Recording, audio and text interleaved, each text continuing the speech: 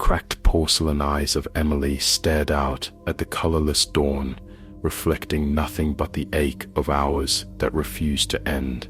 Every silent tick of the grandfather clock echoed the vast empty expanse of her wakefulness. Beside her, the forgotten puppet John lay slumped, his jointed limbs askew, seemingly asleep in the quiet room where sleep itself was a forgotten language.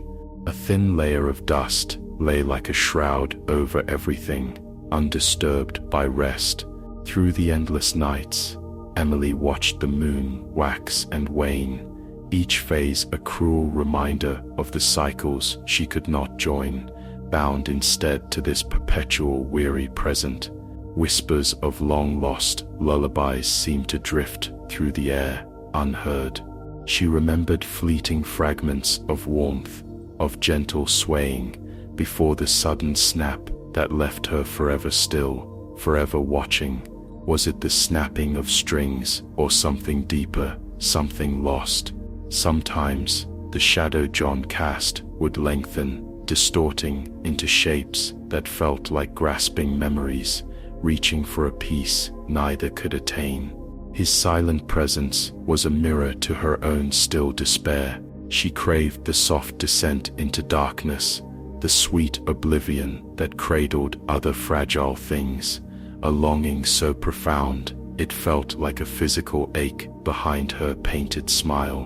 But the darkness for her was merely absence, never rest. Was John a relic of that lost time, a silent keeper of the secret that bound her to endless observation? His stillness seemed less like sleep, more like waiting.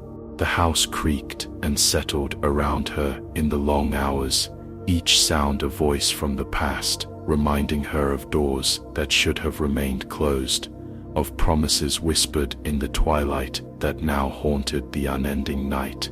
A sudden gust of wind rattled the pane, stirring the dust around John, revealing a single fine thread wrapped tightly around his wrist, stretching back into the deepest shadow beneath the chair. It seemed unbreakable. Emily followed the thread with her painted gaze, the unspoken understanding passing between her sleepless eyes and his silent form. They were bound, not by choice, but by this fine, unbreakable line, forever wakeful, forever still, together in the dust. The silence returned, heavier than before,